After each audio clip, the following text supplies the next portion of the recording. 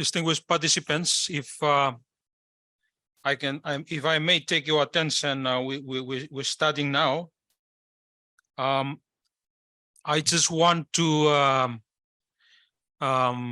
inform everyone that if you have further questions or clarification or need of support, you can most welcome to reach out to the team at the Vanuatu mission.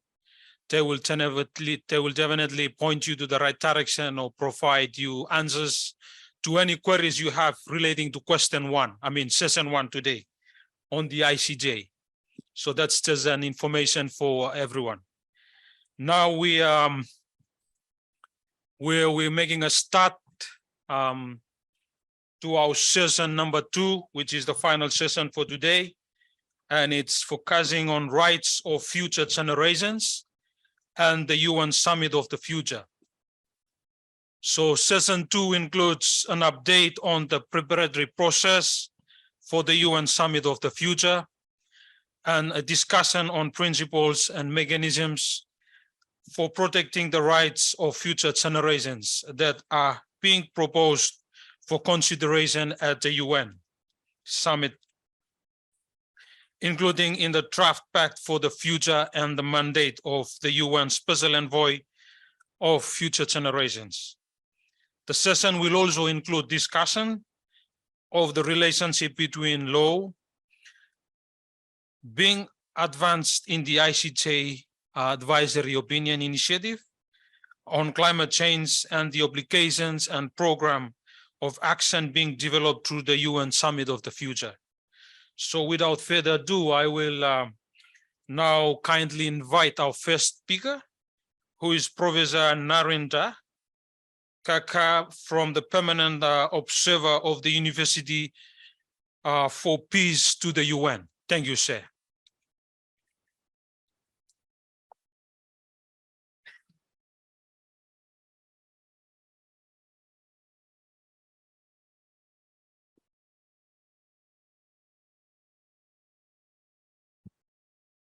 Hello, everybody. Salutations. I thank the missions of Vanuatu and Costa Rica for inviting me to this very important event, as also Normandy Chair for Peace. Following up on the last panel, I think it's a very, very difficult job that I have on protecting the rights of future generations. As we know, the UN is in the process of developing and publishing policy briefs with a view to strengthening implementation of our common agenda. The policy briefs are expected to propose concrete actions under our common agenda in advance of the 2023 SDG Summit, the ministerial segment of the Summit for the Future, and the summit itself next year. The very first brief that the Secretary General issued to think and act for future generations provides a number of suggestions for pursuing intergenerational solidarity, which is considered as the backbone of sustainable development. And I should emphasize for the renewal of the multilateral system. This brief calls on the world community to think and act for future generations. That's the title of the brief, to think and act for future generations. The term future generations, if I may explain, refers to all people who will come after us. That is the present generation. It focuses on the eventual ability to eventually effectively enjoy all human rights and meet the needs of the future generations, which are already being influenced by our adverse actions. These people, the future generations, by current demographic projections, And it's important to highlight that. So by current demographic projections, these people will be vastly more numerous than present generations. More than 10 billion people are projected to be born before the end of this century alone.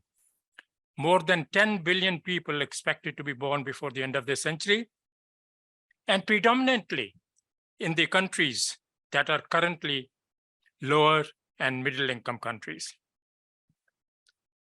It needs to be emphasized that delivering on our commitment to take future generations into account need not come at the expense of present generations. On the contrary, it starts with redoubled efforts to achieve peace, sustainability, human rights, fairness, inclusion, and equality in the present. A fair and equitable distribution of opportunities and resources today means better and more equal opportunities and outcomes for future generations. Most of today's biggest problems are shaped by deeply complex, long-term social, economic, political, technological, and natural transformations that defy, I should say, easy solutions. Indeed, solutions can only be delivered by taking a long-term perspective. Business as usual is not working and will not work, neither for those alive today nor for those to come. To take the future into account is an increasingly practical, urgent necessity, as much as it is an ethical obligation for the sake of those already alive and those still to be born. Yet, despite repeated commitments, there is no dedicated mechanism in the UN system to deal with the issue of rights for the future generations. That is the sad part, that there is no dedicated system or mechanism. The Summit of the Future in 2024 is therefore a critical opportunity to reaffirm and bolster shared principles, taking forward solutions to more effectively deliver for the people and planet. Now, what does the rights of future generations imply? It means that the present generation should strive to ensure the maintenance and perpetuation of humankind with due respect for the dignity of the human person. Consequently, the nature and form of human life must not be undermined in any way whatsoever. The UN policy brief that I referred to tries to explain as to why it's important to adopt a future generations approach and policy design as a way to attaining sustainable development goals, and examining how the UN can embrace this approach in practice. The concern for rights of future generations has been expressed explicitly and implicitly several times over the past several decades.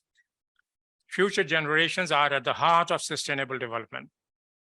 The definition of sustainable development provided to us by the 1987 Brundtland Commission report, Our Common Future. What is the definition given to us of sustainable development?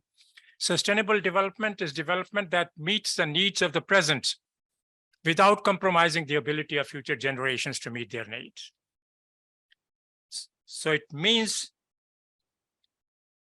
development today that meets the needs of the present without compromising the ability of future generations to meet their own needs. And this was said in 1987 by the Brundtland Commission report, Our Common Future. Now, the UN policy brief provides the historical background of progression of various international conferences and events held since 1972, when the UN Conference on the Human Environment, popularly known as the Stockholm Conference, emphasized the need to defend and improve the human environment for present and for future generations.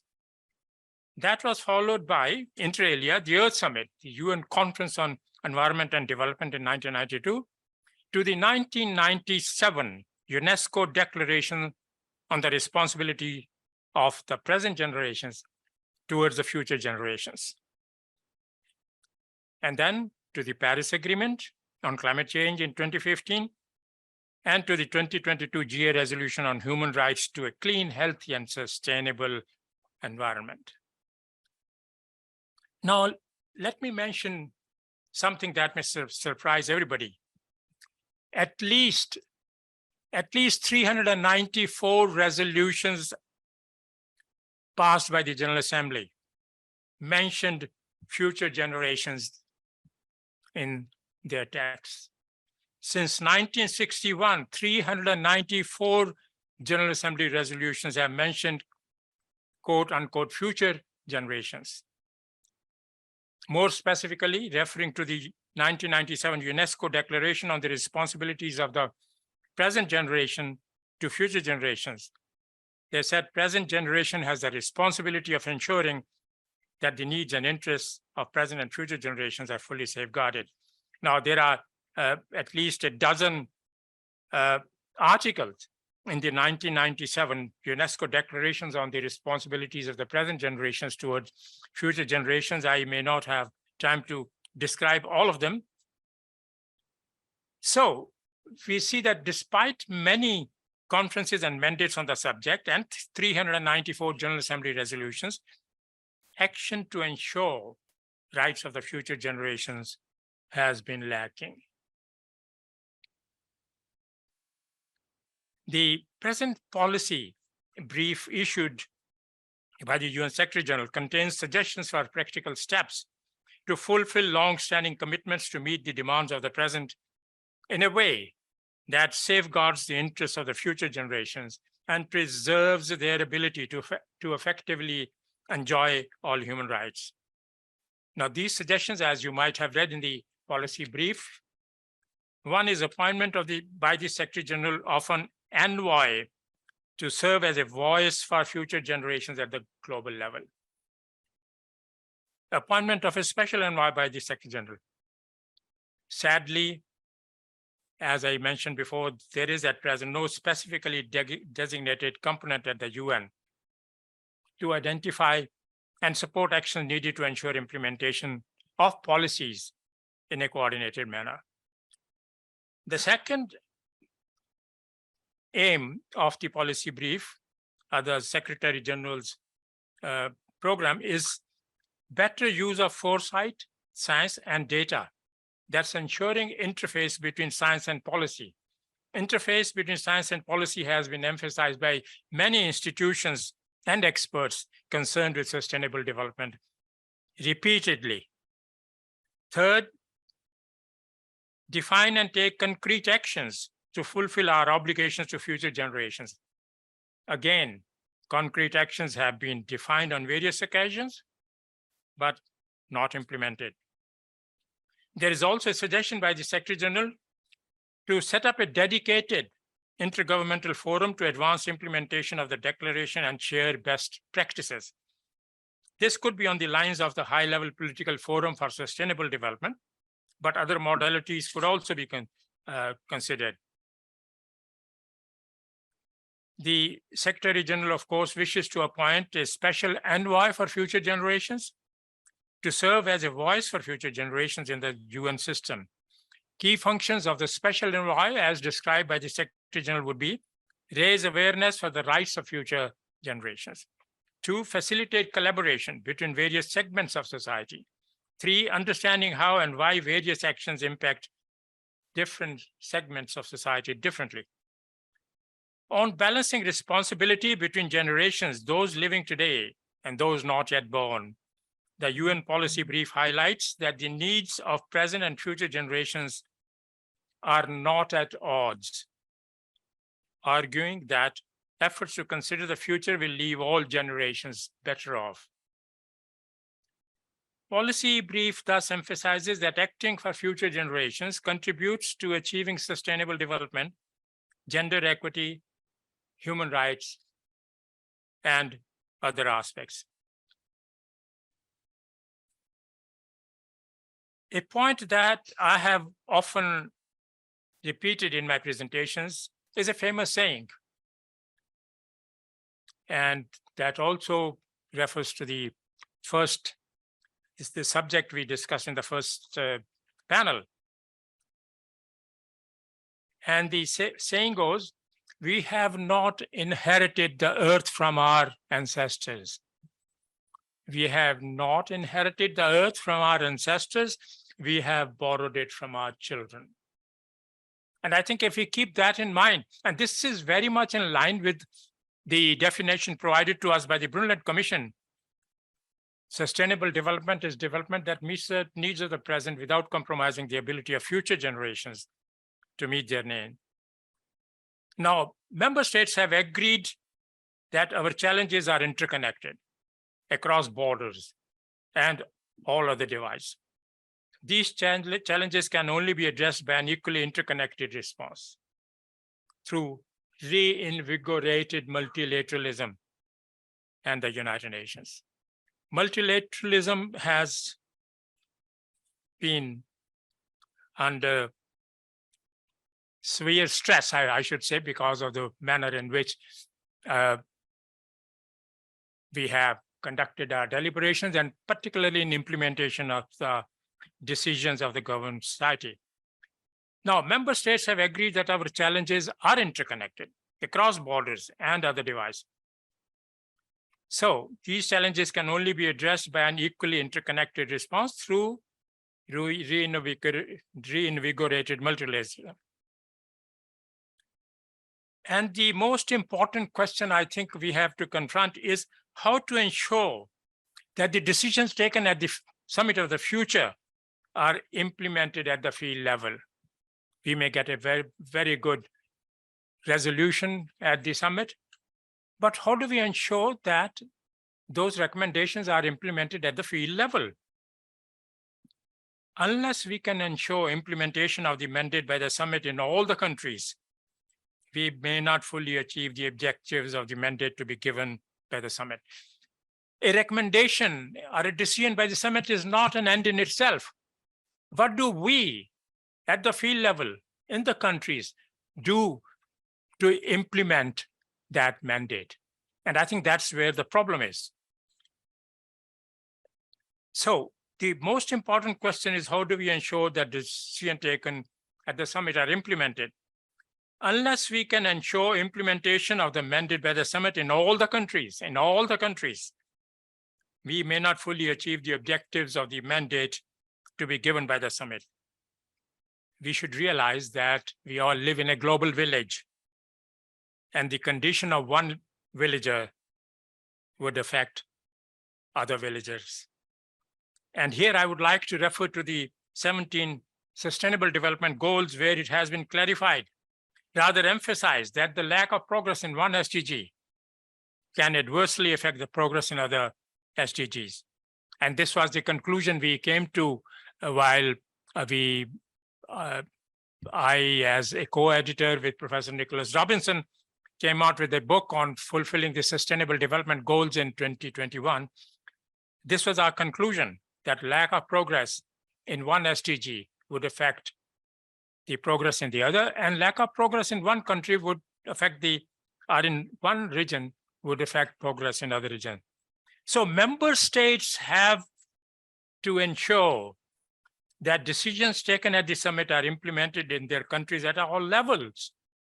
This is where I think our major difficulty would be.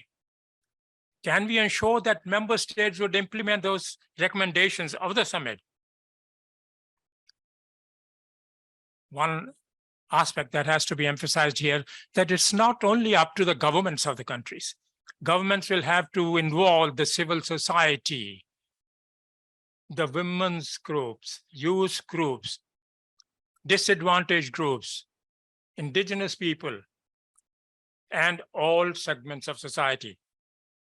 So member states will have to ensure that decisions taken at the summit are implemented at all levels. I do not have too many examples of countries that have already initiated action to ensure rights of future generations. But the case of one country comes to mind. The case of Wales in the United Kingdom comes to mind. In 1995, the Parliament of Wales enacted an act called Well-Being of Future Generations. And it stated, the Well-Being of Future Generations Act sets the ambition, permission, and legal obligation to improve social, cultural, environmental, and economic well-being of the Welsh people. Wales thus became the first country in the world to legislate the interests of future generations in 2015, inspiring the UN's vision. Of course, I have a lot more detail about the Welsh Act, but I'm not sure if I have that much time to do so.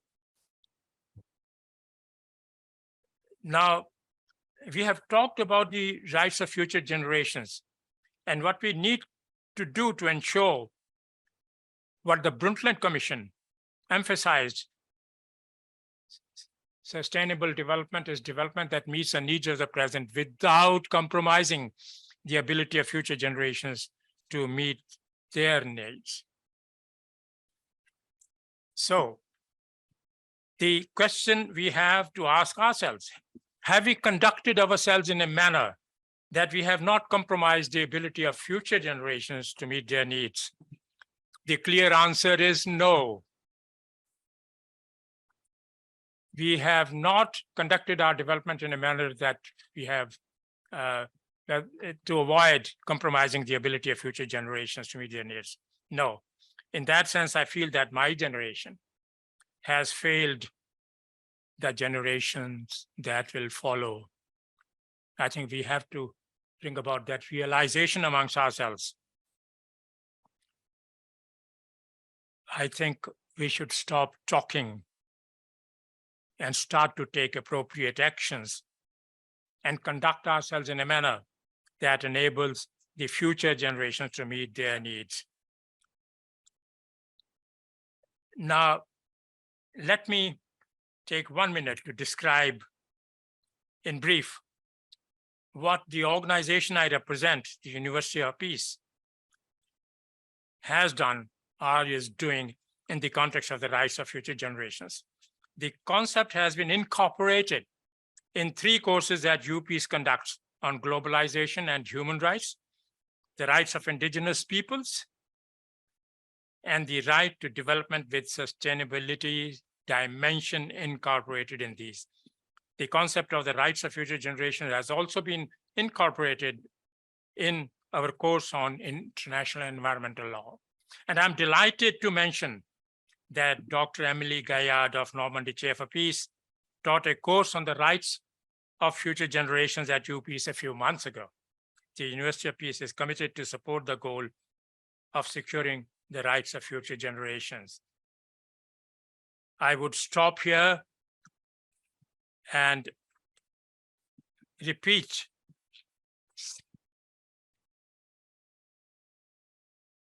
that we should conduct our development in a manner that we do not compromise the ability of our children, future generations, to meet their needs. This has been our shortcoming of the present generation, and we have to take care of it. Thank you very much for your questions.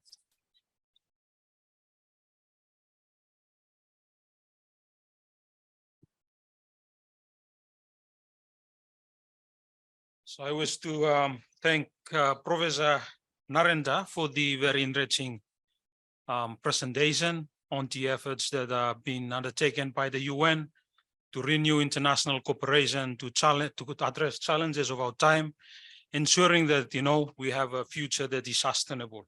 So I will now invite Mr. Jeffery Huffines, Senior Advisor, Coalition for the UN We Need, to do his presentation. Thank you. Thank you very much. I'm very pleased to be joining you on behalf of the Coalition for the UN We Need. I am C4UN Senior Advisor based here in New York. C4UN is a global civil society platform bringing together CSOs, other stakeholders, the United Nations and member states to advance follow-up to the UN 75 Declaration and our common agenda in preparation for the Summit of the Future in 2024. Now, Mr. Kakar has given us a powerful overview of the Secretary General's policy brief on future generations. I will give an update on C4UN engagement with the UN's preparatory processes for the Summit of the Future and speak to some of the principles and mechanisms for protecting the rights of future generations that are being negotiated by member states currently for consideration at the UN Summit, including the proposed Pact for the Future, the Declaration on Future Generations, and the UN Special Envoy for Future Generations. First, on C4UN activities. So over 3 days in March, we brought together more than 2,000 online CSO representatives and some 200 in-person participants in New York for the inaugural Global Futures Forum to finalize and begin to promote, including among UN missions and senior secretariat officials, an interim People's Pact for the Future as an evolving civil society declaration of some 36 reform proposals.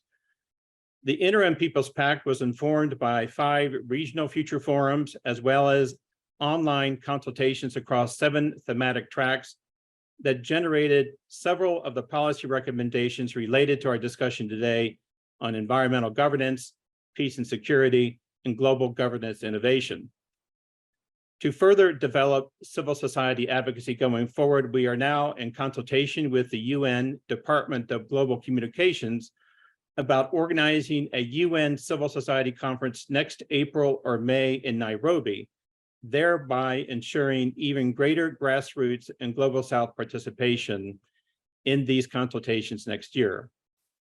Meanwhile, we will invite CSO advocates and other stakeholders to continue to engage in debating and refining the interim People's Pact through further national, regional, and thematic consultations, including quarterly online global town halls for final adoption at the proposed UN CSO conference in Nairobi next spring to influence the negotiated outcomes of the UN Summit of the Future in September 2024.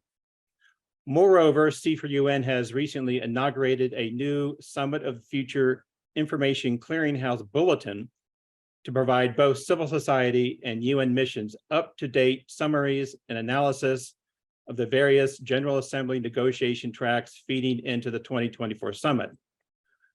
While advocacy consultations in New York are helpful to know the lay of the land and build consensus within civil society around selected major UN reform efforts, their real work in moving governments must be undertaken in capitals, as this is where significant decisions are made. Meanwhile, in preparation for the 2023 SDG Summit, in partnership with the Global Call to Action Against Poverty, we invite CSOs to join us in organizing local and national people's assemblies from marginalized communities in 30 countries around the world, leading to the 4th Global People's Assembly in New York from 15 through 18 September this year, as a series of plenaries, workshops, marches, and public actions to influence the outcomes of the SDG Summit. Now, regarding the Summit of the Future preparatory processes for the Pact of the Future, GA consultations were held on the 13th of June on a co-facilitator's concept note for the proposed scope and elements of the Summit of the Future in its negotiated outcome document, the Pact for the Future. The co-facilitators of Namibia and Germany proposed that the Pact of the Future should consist of an overarching chapeau and 4 individual chapters or clusters on the major themes of sustainable development and financing, peace and security, digital cooperation, and transforming global governance for the future, that in itself includes sub-themes on upgrade the United Nations, protect our planet, listen to and work with youth, and be prepared, which will deal with complex global shocks using the emergency platform, and promoting peaceful and sustainable uses of outer space. Now, of relevance to this conversation, key elements under the 4 chapters include UN Security Council reform, strengthening the Peace Building Commission, taking forward the new agenda for peace, and adopting the Declaration on Future Generations, and in particular, protecting our planet by strengthening global governance of the environment to cope with environmental threats. These are all hooks through which member states and civil society can develop their proposals for inclusion in the proposed People's Pact for the Future. Negotiations on the SOTF scope and elements will continue in July with the aim of producing a very short procedural decision, sketching out the elements of the summit and pact while maintaining flexibility for concrete details to be informed by the SDG summit and the discussions of the Summit of the Future high-level ministerial. It's expected that the next president of the General Assembly will appoint co-facilitators for each of the 4 chapters of the pact. Now, as has been mentioned, the SG's OCA policy brief on future generations emphasizes 3 proposed methods for moving forward on future generations. That is the Declaration on Future Generations, a special envoy for future generations, and an intergovernmental forum as a subsidiary body to the General Assembly to oversee implementation of the Declaration. And the importance of the forum is to build sustainability into the Declaration so that it can evolve with foresight in changing global contexts. The co-facilitators of Jamaica and Netherlands convened 3 expert dialogues between March and April to deepen the collective understanding of member states on future generations and interrogate the interlinkages between the SDGs and the Declaration on Future Generations. In these conversations, member states showed definite interest in the proposed envoy for future generations, looking to consider how this Declaration on Future Generations complements or incorporates existing UN frameworks and processes. Striking a balance between the needs and interests of both younger and older generations was seen as a central principle for the Declaration. Now, youth experts emphasize that youth are not the same as future generations, but have an important complementary and transitive role and themselves been involved in innovating on ways to support intergenerational leadership and knowledge sharing. It was emphasized that safeguarding future generations entails recognizing that the way we develop and address the needs of present generations should not harm the ability of future generations to avail their rights to do the same. And on intergenerational justice and climate, while climate is not the only concern for future generations, the fact that there is a legal entry point makes a big difference. We must pay attention to indigenous literature and practices on this topic, including ideas of intergenerational equity that have powerful implications for our approach to the Declaration on Future Generations and its subsequent operational bodies. So it is good to see that language on future generations has been incorporated into the text of the SDG Summit Political Declaration, which we can build upon. Meanwhile, the co-facilitators of the Declaration on Future Generations will produce a summary document for the ministerial meeting in September, with negotiations on the Declaration and the Envoy on Future Generations to begin under the leadership of the next President of the General Assembly.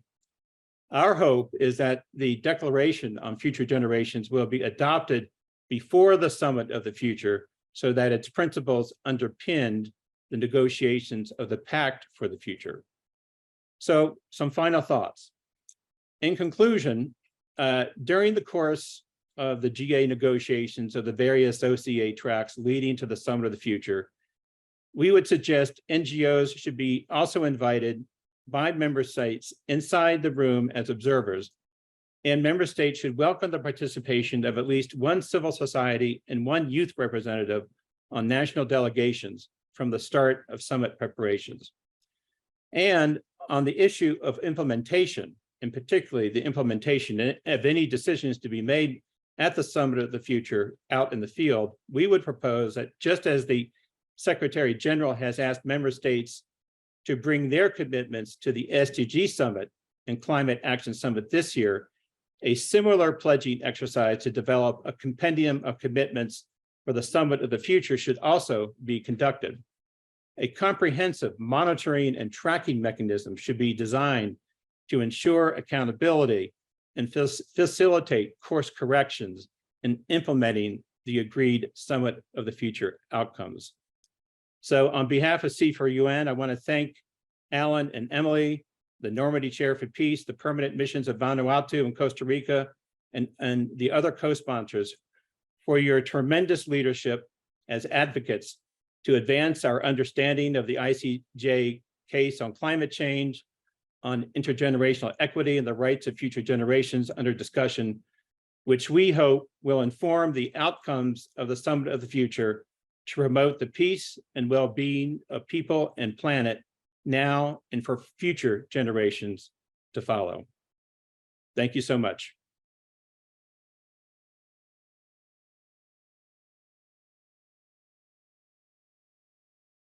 Jeffery, we thank you for that all the more insightful presentation on the Summit of the Future. I now have the honor to invite Professor Emilie to do her presentation. Thank you.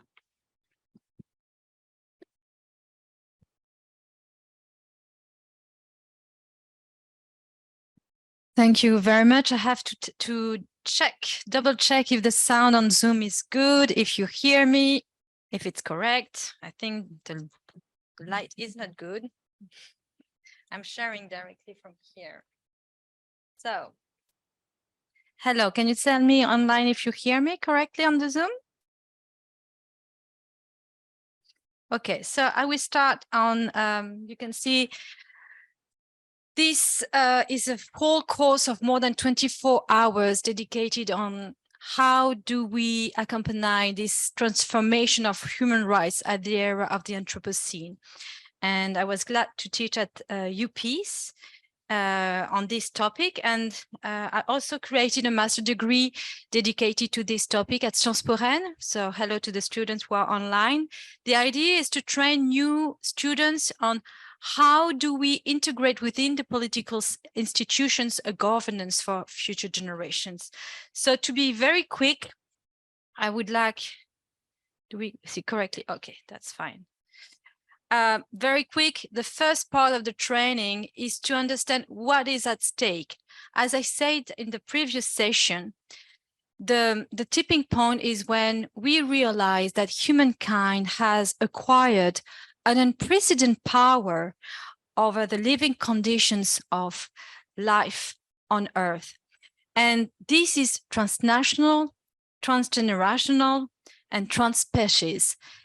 So we are totally out of traditional boxes for lawyers, including for human rights. And this is the first step, a very and profound metamorphosis in ethics. So here you have some major ethics books on how to change of paradigm, how to understand that each time that we are putting into danger, into existential threats, future generations, then we need new legal tools, and rights of future generations are part of these new legal tools. This is totally new, the idea of protecting the future of the future. So this changed totally our human condition and our perceptions. For instance, this philosopher, Günther Anders, explained that when we enter into the nuclear era, for him, it was totally a Promethean gap on what we are able to do and what we are able to think. We have to keep both capacities and to handle them together. So the idea of rights of future generations is based on this reality. If you analyze the law, no law for the future was created. It was normal that the future will deal with itself. There was no need to think about the future of future generations, of future of the earth, whatever. So this is the reason why laws have been built ignoring the future. Professor Alexander Keys said that for lawyers, including future generations within the law was like realizing a Copernican revolution. For Professor Mireille Delmas-Marty, this is an anthropological description for the Occidental civilization. And I definitely think that Rights of Future Generation is building a bridge with other culture, with indigenous people's wisdom, and also is also very linked to the rights of nature approach. So at this new era, we have the pioneers. I told already about Professor Edith Brand-Weiss. I have also to introduce you to Tony Oposa, who's the leader of the Normandy Chair for Peace.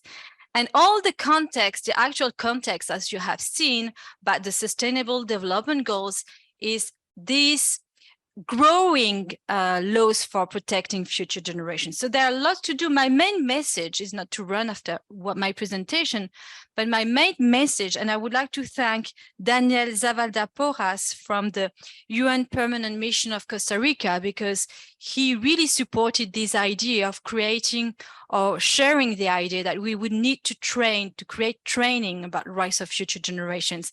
And I was more than happy and honored to go to UPeace to teach also these trainings. So we have to change of paradigm in order to have a shift for transgenerational approach to human rights. And this means a lot to integrate. That is to say that when you look at the past, there has been already declaration of rights of future generations. Now we are talking about a pact for future generations, but in 1993, it was at the University of Laguna with Commandant Cousteau and many other experts of human rights that the very first declaration of rights of future generation has been adopted. And they pushed that at the UNESCO, but there it was so in advance on its time that there has been some pushback. People saying that if future generations do not exist, they cannot have right, they cannot have legal standing. And we did also a declaration of rights of future generations for former French President of Republic.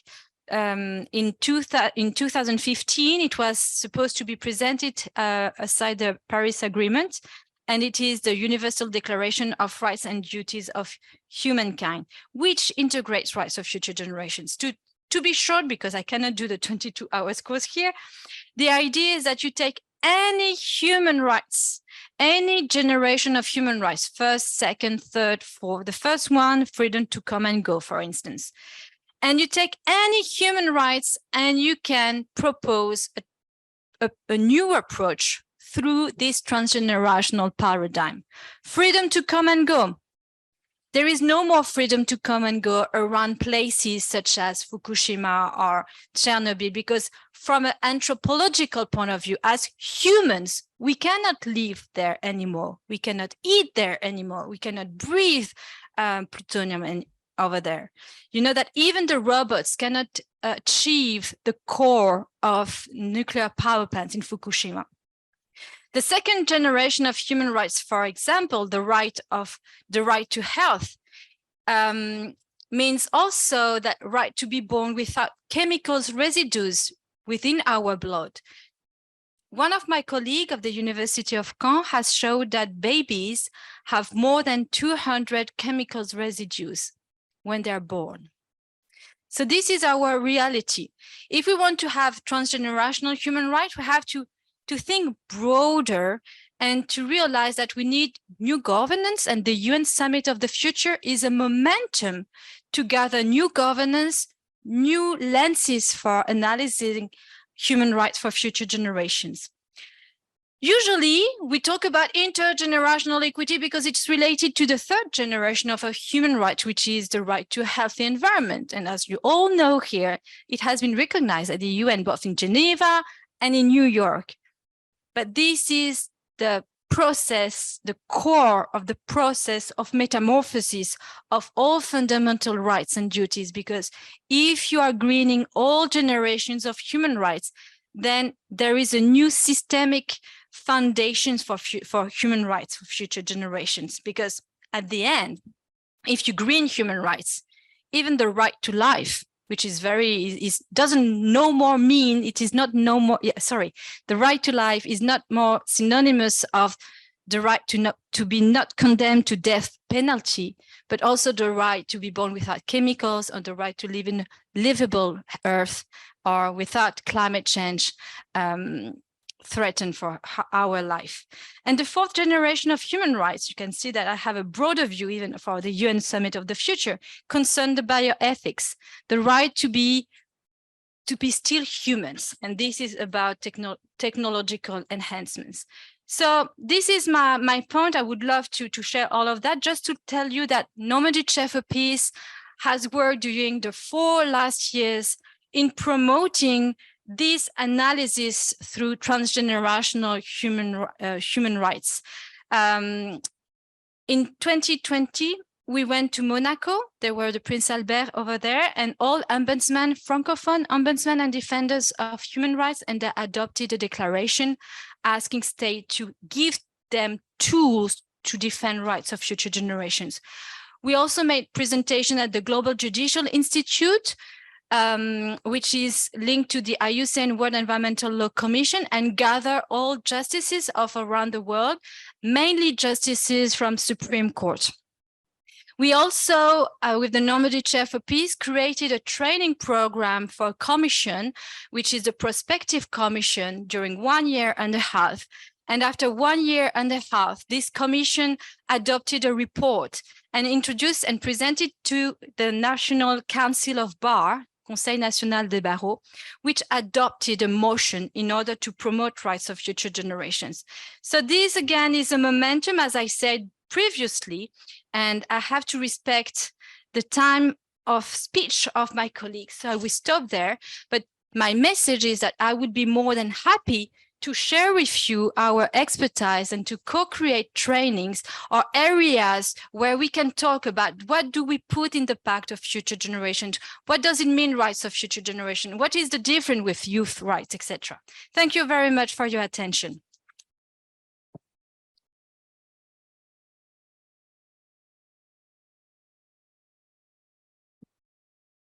Emilie, thank you for that reminder, or the responsibility we need to take to ensure the right of our future generation.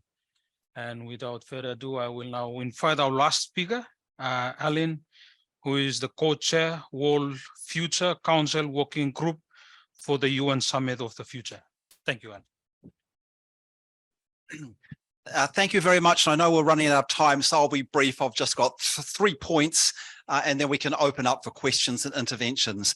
Firstly, on the Summit of the Future, thank you very much to Jeffery Huffines for talking about the process, about how civil society can be engaged with the governments in the preparation for the Summit of the Future.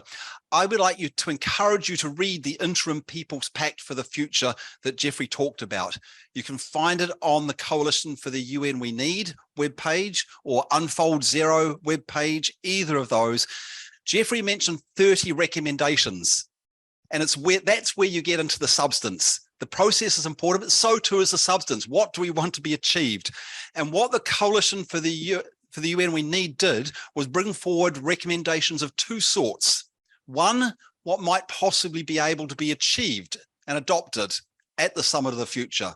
But 2, and this is just as important, what might be a bit too ambitious to be able to be achieved at the Summit of the Future, but we can build traction and get like-minded countries working with civil society to take forward proposals that might be a bit more ambitious. We think it's a done deal that there will be the adoption and appointment, for example, of a UN Special Envoy for the Future. But that's quite low in terms of what it could do.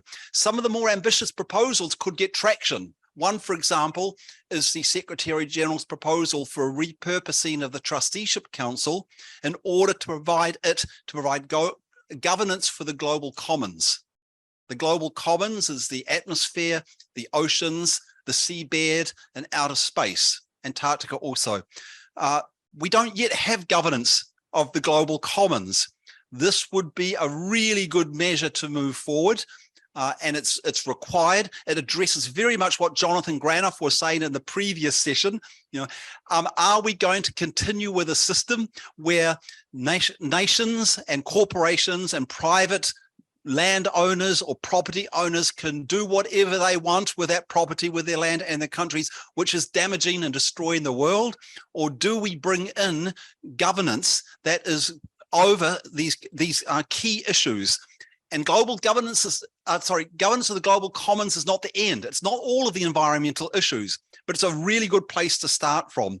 That may not be able to be adopted at the Summit of the Future. There are other proposals for Environmental Council, for example, like a Human Rights Council. We need traction for those so that even if they don't get adopted at the Summit of the Future, they can move forward to adoption soon after that. Now I come back to the ICJ case and climate change. And what's important with the case, an advisory opinion, is firstly that it will have a mixture of obligations that it will make a determination of, both negative obligations, what countries can't do. They can't keep pumping carbon into the atmosphere. They can't keep pulling fossil fuels out of the ground and destroying the world. That's the negative obligation. How far they go on that, we're not too sure. We hope it goes as far as what a non-proliferation fossil fuel treaty would have. Maybe it goes as far as the Beyond Oil and Gas Alliance, but anyway, it has to address those negative obligations. It'll also address the positive obligations, what countries are required to do.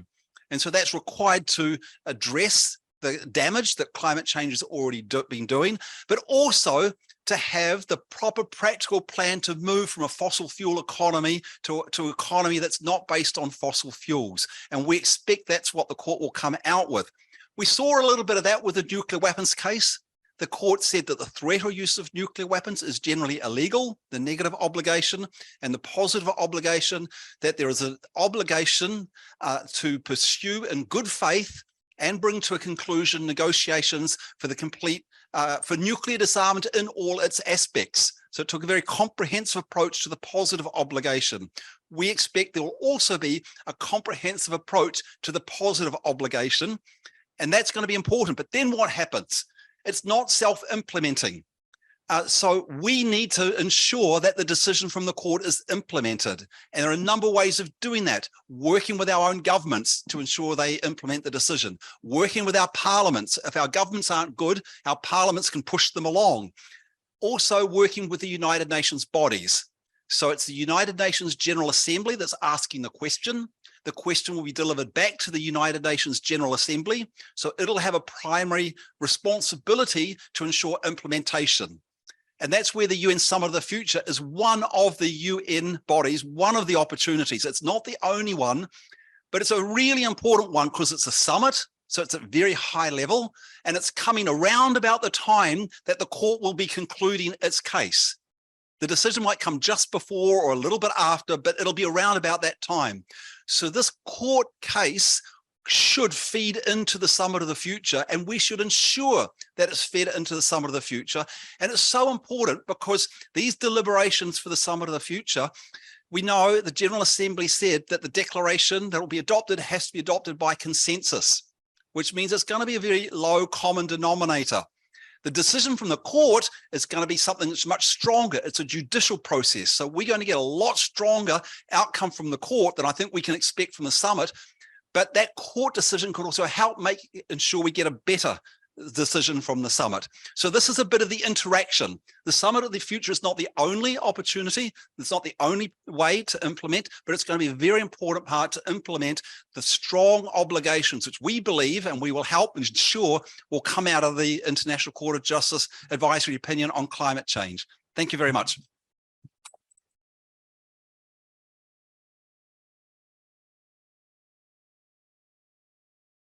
Alyn, thank you so much, short and sweet, and connecting those key messages between ICJ and the Summit of the Future. That's very important.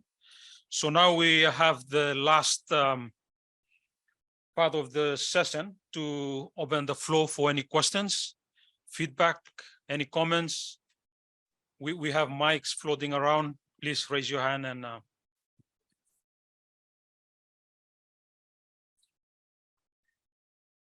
Thank you so much. My name is Kusumita Peterson, and I'm a member of the Climate Action Task Force of the Parliament of the World's Religions. And in his important report, Our Common Agenda, the Secretary General of the United Nations has proposed the repurposing of the Trusteeship Council of the United Nations. And I simply would like to say that the Parliament of the World's Religions, and this is formal, our board has voted on this, is supporting and advocating for the Secretary General's proposal for repurposing of the Trusteeship Council. And he's proposed the repurposing of the Trusteeship Council to be a forum for deliberation for the rights and well-being and best interests of future generations, and as was just mentioned, the management of the global commons. And we're in touch with a number of other organizations, and I have here the our current version of our statement, which I can give to anyone who requests it, or I can send it to you. And this repurposing of the Trusteeship Council does require the revision of the United Nations Charter, and so that we're thinking in the long term, and hope that all of you will join us in supporting the Secretary General's proposal on the Trusteeship Council. Thank you so much.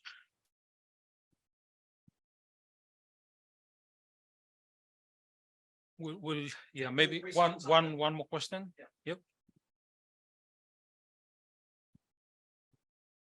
Good afternoon. This has been a remarkable group and a remarkable conversation, and it really should be spread around the world. I have a question, and maybe a little bit askew from the conversation. I'd like to ask you, the two of you, how, or the three of you standing there, and also Ambassador Kakar, how do we stop this war in Ukraine?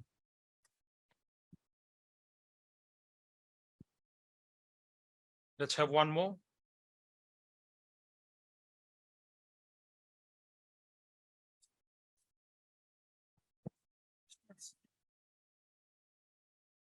Online question. Will there be another round? You know, ask Jonathan and then go to Jonathan and the online. We can get four. Okay. I want to quote in one of the organizations I represent here at the UN is the World Summits of Nobel Peace Prize winners. So what I'm going to quote has been signed on to by at least more than a dozen Nobel laureates, President Santos, Jimmy Carter, Lamy Gaboe, Oscar Arias, Archbishop Tutu, may rest in peace, Lech Walesa, Rigoberto Menchu, Jose Ramon Horta, many of the Nobel laureates. And I think it's actually very relevant now. They did it a few years ago. There is already a universal ethical norm of equity and justice found in some iteration in every major religion and civilized culture. Whether as a principle to guide our conduct toward the good, treat others as you wish to be treated, or as an ethical admonition of restraint, do not unto others what you would not have them do unto you. This rule over many different cultures and over long periods of time has brought both measurable and immeasurable benefits to nations, communities, families, and individuals. Reasonable people of goodwill everywhere recognize its value. For some, it is understood as a majestic gift from God. People of both faith and reason strive to achieve its realization. This ancient insight directs our attention to our conduct toward our contemporaries. When it was expressed in the past, human conduct could not adversely impact the lives and well-being of future generations as it can today. There is now an ethical imperative that compels us that did not exist before, and that imperative can guide us now. Treat the lives and well-being of future generations as we wish to be treated. This golden rule for the 21st century resonates in these words by Pope Francis. Intergenerational solidarity is not optional, but rather a basic question of justice, since the world we have received also belongs to those who will follow us. And I'm going to do my best to get this as an annex because I think this is really what the issue is. It's about our ethics today, not the future. It is, do we have an ethical responsibility or not? It's not just legal and practical. It is going to the very basics of our humanity today. And so I think we need a golden rule that incorporates, we must treat future generations as we want to be treated. I totally agree. So we can also talk about a principle of dignity of future generations. So this is exactly rights of future generations, and law for future generations is whenever today we are putting into existential threats future generations, today we have duties towards them. This is the change of paradigm. I didn't emphasize enough, so thank you for giving me the opportunity to recall that the change of paradigm is that usually we think about law afterwards in order to look after who is responsible, in a negative way. Rights of future generations means we have to higher our level of civilization, of ethics towards future generation, of actions towards the future. And now if we put at stake the existence of the future, we have today to correct that. So this principle of dignity of future generations allows to transform all human rights and also to imagine laws for future generations. Once you integrate this transgenerational paradigm, you can apply that everywhere.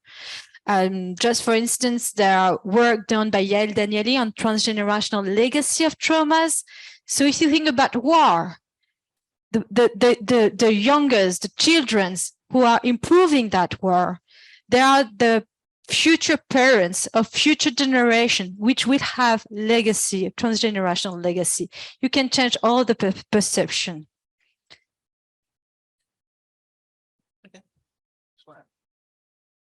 Okay, I'll address a couple of the questions. Firstly, on repurposing the Trusteeship Council, that doesn't necessarily require reform of the UN Charter. We have seen the UN General Assembly can take decisions and take actions that can establish bodies that don't require a charter reform. And that is one possibility for repurposing the Trusteeship Council, is not actually to try amending the charter, because that could take a while, could take a 109 charter conference, but just have a UN General Assembly resolution that would basically use that space and say, we will set up a body using the space of the Trusteeship Council to do this, to provide governance for the global commons. And that would be one way of doing it. I must say, this is just one environmental governance mechanism. It's a really attractive one, and it's one that my organization, World Future Council, is really engaged in, also with the Earth Trusteeship Initiative. It fits in very well. So there is a group that's working on that one. There are other environmental governance mechanisms also, and it's not just one that's going to fit. For governance, it takes a range of mechanisms. There already is a governance mechanism in the human rights bodies, the Universal Periodic Review, and we can better use the Universal Periodic Review to ensure that governments are meeting their human rights obligations to protect the climate. Some of us are already doing that. Another one that's mentioned is the International Court of Justice. We're seen by taking this advisory opinion, we're using the International Court of Justice as a governance mechanism. It can be done on other environmental issues, either as an advisory opinion or as a contentious case between countries, either arising out of the general acceptance of the jurisdiction of the International Court of Justice or through treaties. And so we can build in the jurisdiction of the International Court of Justice into more environmental treaties. It already is in some, and we can add it into some more.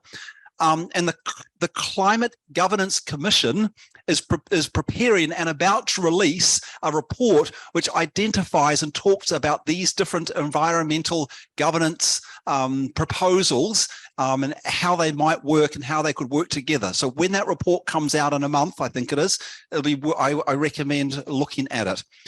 And another question that's come up from online, which is from the Jacob Ellis, who's in the Welsh office. I think Emilie's going to mention it, but I will also mention it because I talked about the UN Envoy for Future Generations, which will be established, we expect, from the Summit of the Future. But we should not just rely on a UN Envoy for Future Generations. We should have guardians for future generations at every political level, at regional levels. So there's a proposal for a European Union Commissioner for Future Generations, at national levels and also at local levels, at city levels. And that's something we're also working on. And Wales is one example of a guardian for future generations at a lower level. So that's the thing to work on. And finally, I'm not going to answer the question because I can't, but I don't want to say we're ignoring it. That's the Ukraine war. I don't have an answer to this. I don't know what's going to stop it. One thing I would say, though, is that with international conflicts, we need to do a better job of preventing conflicts from escalating into war. We can better use the International Court of Justice, the mediation service of the Secretary General of the United Nations, the UN General Assembly to address these conflicts, which wasn't done well in this case, before they escalate to war. And that's again why it's important to build up the acceptance of jurisdiction of the International Court of Justice, because it has proven that it can resolve territorial disputes between countries and help them achieve peace, whereas otherwise they might have gone to war. Thank you. Are there any other questions? I have Jeffery wanting to respond to something. Jeffrey, do you want to answer to anything? No, I really don't have anything more to offer than just to thank you very much for the opportunity to participate in, echoing what Alyn had to say. I did put in the chat box the Interim People's Pact for the Future. We look forward to our continued participation in these forums, and thank you for this opportunity. Thanks for providing your leadership.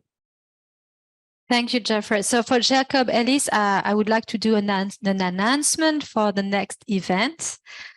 We are preparing also with Mission of Vanuatu in Brussels, a second event at the EU Parliament, because we would love to gather all EU deputies. It will be translated in all EU languages.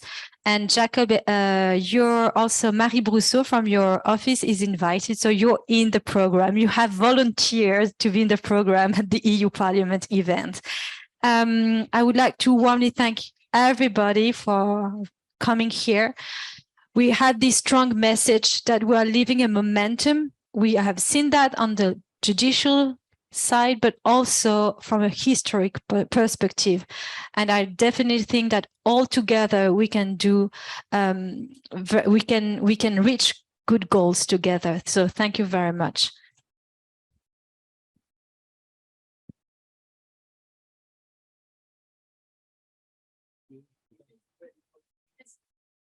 Thank you so much.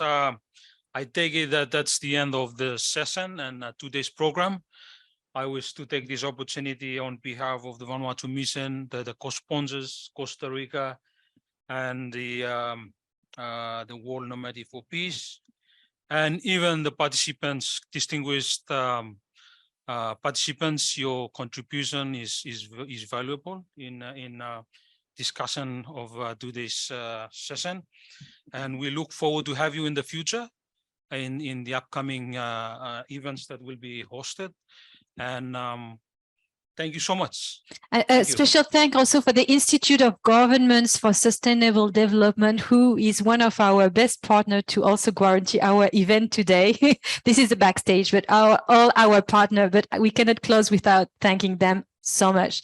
Thank you to everybody. Thank you so much.